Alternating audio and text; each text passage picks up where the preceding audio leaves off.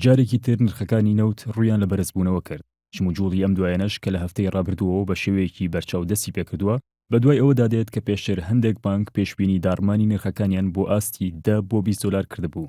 ئەمەش ئاماژەیەکی ئەرەیە بۆ وڵاتە نەوتیەکان و هیوایەکە بۆ تێپەڕاندنی قۆناغی مەترسی مایەپووشی و داڕمان.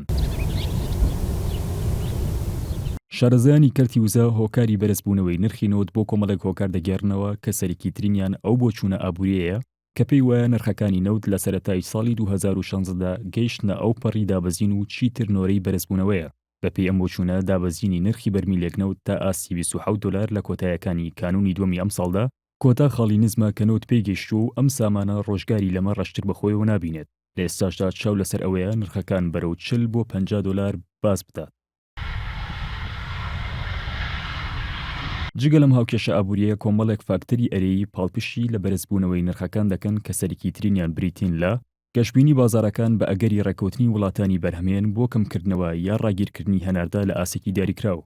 لەم میانەیەشدا بڕیارە کۆمەڵێک لە گەورە وڵاتانی بەرهەمێن لەگەڵ وڵاتانی ئەندام لە ڕێکراوی ئۆپێک ئەم مانگە یان سەرەتای مانگی نیسانی داهاتوو کۆ ببنەوە بۆ تاوتوێکردنی جێگیرکردنی بازاری نەوت. ئەم هەواڵەش ماوەیە کە بۆتە پاڵپشتێکی باش بۆ نرخەکان، چونکە باوەڕێکی وا لە بازاڕەکاندا هەیە کە وڵاتانی بەرهەمێن تا پێشتر نەگەنە لێک تێگەیشتن کۆ نابنەوە. دابەزینی ئاسی بەرهەمێنانی وڵاتە یەکگرتووەکانی ئەمریکا بە جۆرێکە لە ئێستادا کەمترە لە 9 ملیۆن بەرمیلی ڕۆژانە. هۆکاری سەرەکی ئەمەش دەگەڕێتەوە بۆ پاشەکشەی بەرچاوی بەرهەمی نەوتی بەردین و گەڕانەوەی بۆ ئاسەکانی ساڵی 2009، چونکە بەشی زۆری کۆمپانیەکانی ئەم جۆرە نەوتە ماوەی ڕابردوو مایەپووچ بوون. بەپێی خەمڵاندنی گەورە شارەزایانی ئاژانسی وزەی جیهان لە ساڵی 2015دا وەبەرهێنانەکانی کەرتی نەوت لە وڵاتە یەکگرتووەکان 100 میلیارد دلار کەمیان کردووە بەهۆی نزمی نرخەکانەوە.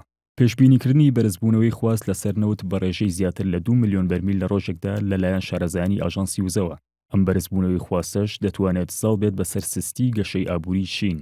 سەرباری ئەمانەش پێشبینیەکان ئاماژە بەوە دەکەن ڕاستە لە ساڵی 2016دا نرخەکانی نەوت ڕوو لە باشی دەکەن، بەڵام بازاڕەکان لە ساڵی 2017دا جێگیری بە خۆیانەوە دەبینن و ڕەنگە دواش بکەوێت بۆ 2018، چونکە هێشتا هەندێک لە پرۆژەکانی نەوتی بەردین و دەرەوەی ئۆپێک بەرگری دەکەن لەگەڵ دابەزینی نرخەکان.